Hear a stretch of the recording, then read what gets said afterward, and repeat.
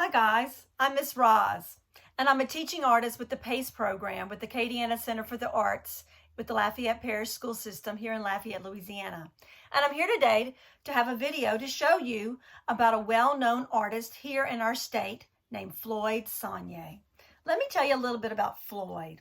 Floyd lived about in the 1950s, so a while ago, and he drew his life, and all of his pictures are compiled in this book that he wrote called From Small Bits of Charcoal. Here, Floyd Sonnier's life is documented in pictures. He drew pictures of his everyday life. And when Floyd was growing up, he grew up in a very poor community, and he didn't have a lot of money for art supplies. But Floyd knew from the very early age of like 5 or 6 that he wanted to be an artist. So he could find anything around his house and he would draw with it. He ended up finding underneath the kettle in their front yard that they used for many different things, from cooking and cleaning, some small bits of charcoal that were from the burnt wood underneath the kettle. And Floyd would take those small bits of charcoal and he would draw the days of his life. He would draw hanging out at the bayou with his brother, and he would draw swinging in the front porch swing, and he would draw his parents and his family and all of his children. And from this book, we're so thankful to have a documentation of Floyd's life. It's like an autobiography in pictures. And all of his pictures are done with a small bit of charcoal, and that's why they look black and white. Today, we're going to be drawing a picture of Acadian house that was similar to the one that Floyd Sonnier grew up in. You may have seen a house similar to this around Lafayette, because we have some field trip places that children go to called Vermilionville and Acadian Village, and there they have many old Cajun houses that the children get to see. So today we're going to be drawing that. So just like Floyd, we're going to use very easy art supplies. So all you need to find is some paper and a pencil, and we'll get started drawing. Let's look at this picture that Floyd drew with a small bit of charcoal. This is the house that he grew up in. I'm going to zoom in so you can see it, all the different details. Today, we're going to draw a house kind of like his. You can add your own style to it, but you can tell that it's from a very long time ago. You can see that there was probably no running water in the house, maybe no electricity. The house was made of wood. And look at some of the things in the yard. A lot of things that we're familiar with in South Louisiana. A big tree with moss growing in it. A picket fence, some stairs, a porch, and we can draw all these details just using our knowledge of lines and shapes. Today we're going to be drawing, and these are some of the things you might want to gather. If you just have some small pieces of paper like this from your computer, that's fine. Try to find the biggest piece of paper you have, because I'm going to draw a lot of things and you can keep adding to them. You might even want to use a paper bag. Mom might have one available from some groceries she might have gotten. But try to use a big piece of paper. But if you don't and you use these small pieces of paper, we're going to draw our house on one. And as we keep drawing, you can just keep adding your drawings to several pieces of paper. And at the very end, we can just connect them all together and you'll have a great mural. Join me while we draw together. I'm going to be drawing, so watch me draw it first. And then after I draw it, try to draw it. There's no mistakes. We're just having fun and we're just sketching. Could you gather your paper? And you might just want to draw with a pencil or have a couple available in case the point gets dull and you can change your pencil. I'm going to be drawing with a black marker so you can see it. You could also draw with a marker if you felt like it, or a crayon. But if you like to erase, you might want to get an eraser. So it's hard to believe that Floyd did these great pictures and all he used was the small bit of charcoal that his parents had from an old kettle that he had in his front yard. You see this old kettle in the front? Floyd, as a young child, would go underneath there, and the little pieces of coal from the burnt wood he would gather, and he was able to draw with it. Can you imagine what they cooked in that big kettle? I don't know. I'm thinking maybe a big pot of gumbo, maybe some jambalaya, and I bet the mother or maybe some of the help may have washed their clothes in some hot water they heated over that kettle. So I think that's a pretty fascinating way to become an artist, because you can use anything you want. So I'm ready to draw. Are you? The first thing we're going to do is look at the very, very top of our paper. That's where the sky is going to go above our house. So the first thing I want you to draw is a horizontal line. Come down a little bit. I'm thinking I want my house to be maybe about this big. That is the top of the roof. So draw your horizontal line now. Just about a medium-sized one. It doesn't have to be straight, and we don't even have to use rulers. Today we're just sketching. Then come down a little bit, maybe 1 or 2, 3 inches. This is going to be the bottom of the roof. This line is a little bit longer on each side, and that's the bottom of the roof. So this line is a little bit longer on each side. Now I'm going to connect these two lines with the diagonal line. And there is the roof. Do you know what shape that is? Did anyone guess trapezoid? That's what it is. So that's the roof. And there's also a board right here. I'm going to draw another little line very, very close. It's kind of like a twin line. It's a double parallel line, and I'm trying to draw it as straight as I can. And that's the bottom of the roof. Draw that now. And think about it. They probably had a fireplace, so you need a chimney because they may have done their cooking if they didn't have electricity in the house, help keep the house warm. So you might need a chimney. You can decide if you want your chimney to be on the left side, like in this drawing, or it can be on the right side. And it's just basically a rectangle. So I'm going to go up, across, and straight down. And there's the chimney. Later, we'll add texture because you have to think about maybe what the bricks look like, because the chimney is made out of bricks so it can support the heat. So we'll add some bricks now or maybe later. So there's our roof. Next, we're going to make the porch. Here is the edge of the roof. That's where I'm putting my marker. I'm going to come in just a little bit, and I'm going to draw a straight line for the house. This is actually a post. I didn't go very far down, just maybe about 3 or 4 inches. That's one side of the post. Then I'll go to the other side. Here's the edge of the roof. I'll come in just a little bit. I'm going to stand in front so I can get my line as straight as possible. And I'll draw the other side. Both of these lines are the same length. Now, let's connect these two. And this actually is the very front of the porch.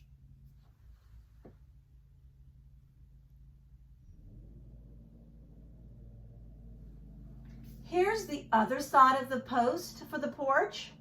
There's 2 parallel lines. And then I'll go to the other side. Here's the other side of the porch with 2 parallel lines.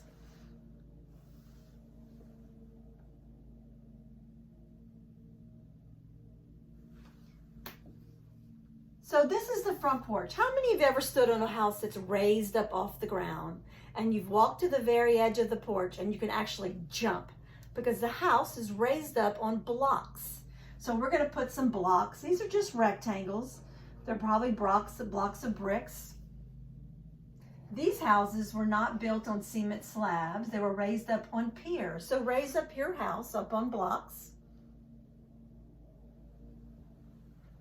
And here's the front edge of that porch. I'm going to make another line so it gets a little thicker.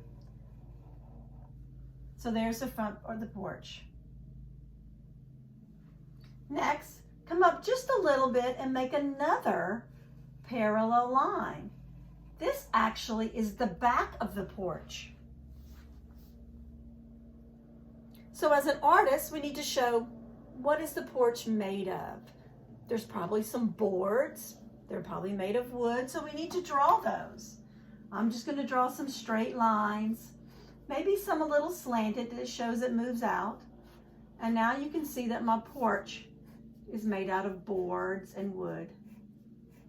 So the porch was a great outside living room. People could sit out there. Next, we're going to make the door.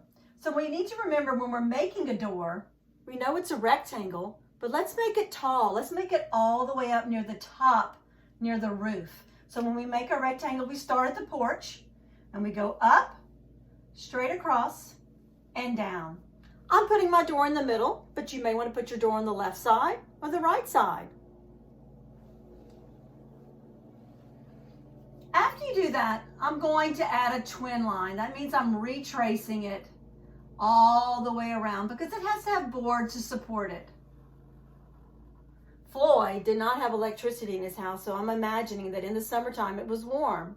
I think they had a lot of screen doors from what I can see. So when they could open their doors so they could feel the fresh air. I'm putting some shapes inside to show where the screens are. I'm adding some lines, but you can draw a door any way you'd like. I'm adding some diagonal lines this way, and then I'm going to add some diagonal lines the other way.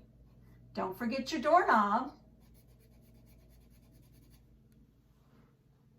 Next, we'll do the windows.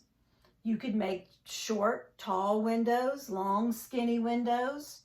A lot of the windows I see in Floyd's paintings have shutters because they could close those, because we all know in South Louisiana, we have hurricanes sometimes, and that would help protect our houses. So let's add a few windows, maybe one on each side, maybe two on each side. Let's draw the shapes of the windows that we'd like.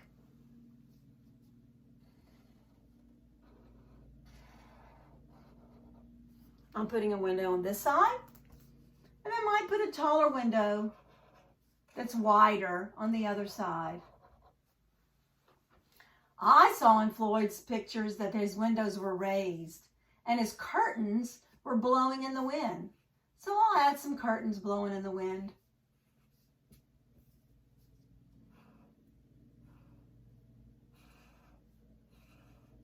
Don't forget to add those rectangular shapes on the side for the shutters.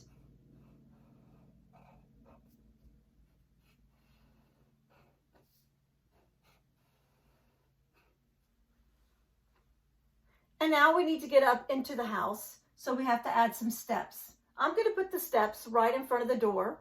They're just long, skinny rectangles. Here is the top step. I'm starting right underneath the door. And every time I add a step, I'm going to make it a little wider.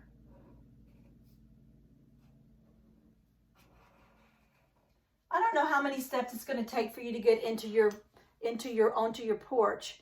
It took me 3, maybe it'll be 4 for you. And then as an artist, we need to show some texture. What is the house made of? Maybe what do the shingles look like? So in this day and age, a lot of the houses were wood. So let's just draw the boards. So they're just easy. I just go straight across. And whenever I bump into something like a door or a window, I hop over it. There's a board.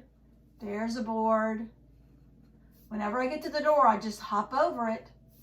My boards do not go through the windows. So add some straight lines, and that gives the texture of wood.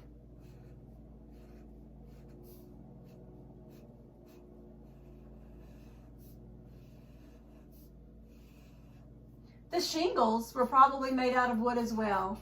I'm just going to add some shapes. This might take you a minute, so if you want, this would be a good place if you'd like to pause. And you could add your boards, you could add your bricks in the chimney if you haven't done that. Add your shingles on the roof. And we'll fill in all the details.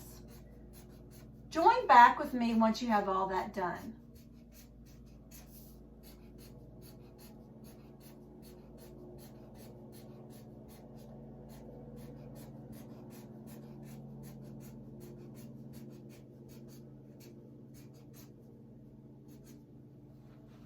Great.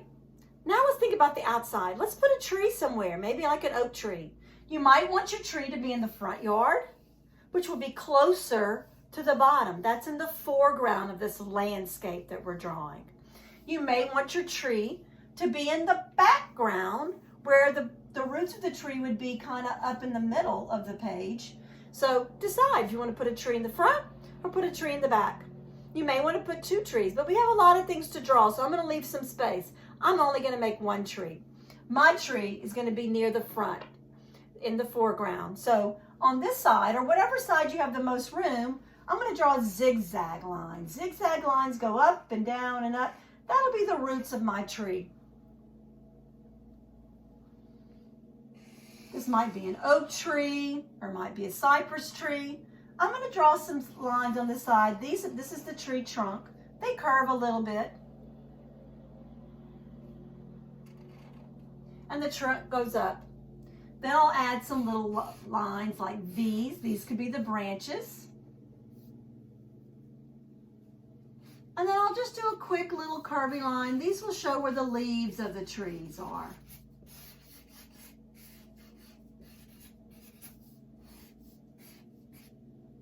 I bet they had a little swing for Floyd and his brothers to swing on. So when you finish your tree, you might want to add a couple of ropes coming down from the tree. And then a little wooden seat that they could swing on.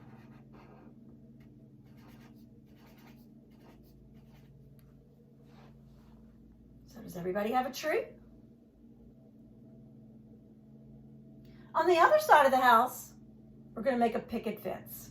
So the picket fence is probably showing you where the front yard is separated from the backyard. I'm going to go to the other side of my house, and near the house, I'm just going to do a little simple zigzag. I'll go up, down. These are the tops of the boards. It's called a picket fence. All the way to the edge of my paper, like that. That's the top of the fence. And then I'll draw a straight line, just a little ways down. This is the bottom of the fence. And then show me straight lines to show me where the boards are.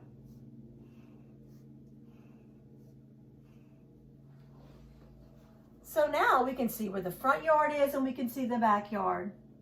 I bet they had a little bayou, which is a little small running stream near their house. And if you want, you can make some waves just to show where the water is near the front. That is in the foreground. It's way in front of the house. So I'm showing some wavy lines to show maybe where the bayou is. Some curved lines, give the appearance of more water.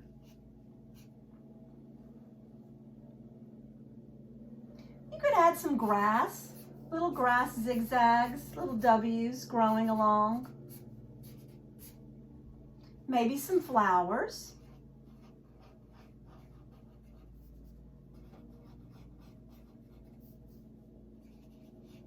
I'm drawing 3 flowers, but if you want to draw 5 flowers, that's fine.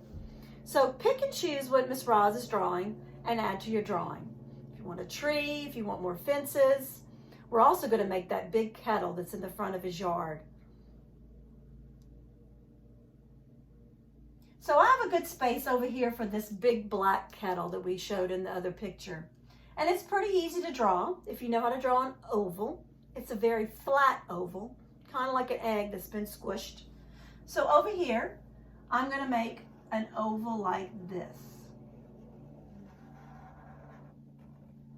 That's the opening for the big kettle that Floyd would get his charcoal from. And here is the bottom of it. I'm going to start on this side and I'm going to make a really big curve. And that's the big black kettle. If you want, you can shade it in to show that maybe something's in it. You might want to put a big spoon or a paddle coming out of it.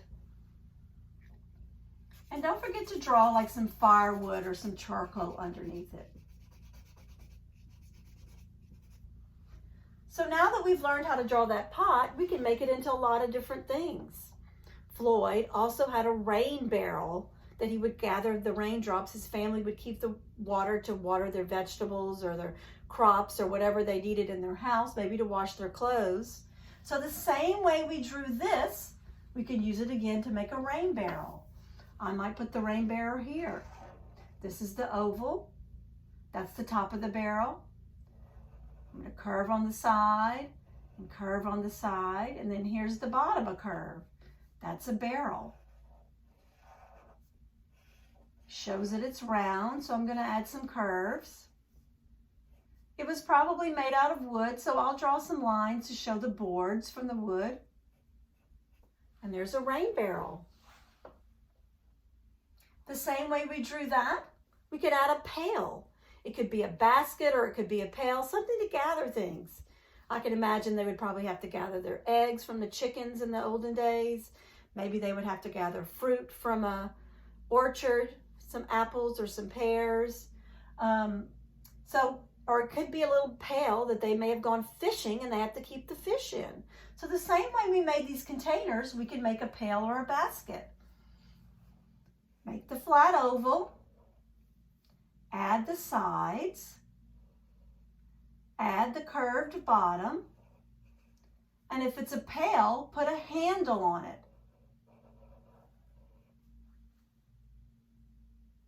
You could put that anywhere in the yard that you have space. Well, let's do that again, and this time it'll be a basket. I have a little space right here. I'll make that flat oval again. I'll make the sides for as deep as I want the basket, and then show where the bottom is. This time I might put handles on the sides.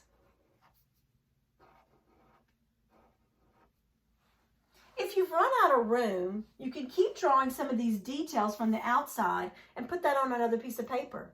The bayou and the flowers and the grass and all the things like the barrels and the pails can all be on a different sheet in the, on the bayou page.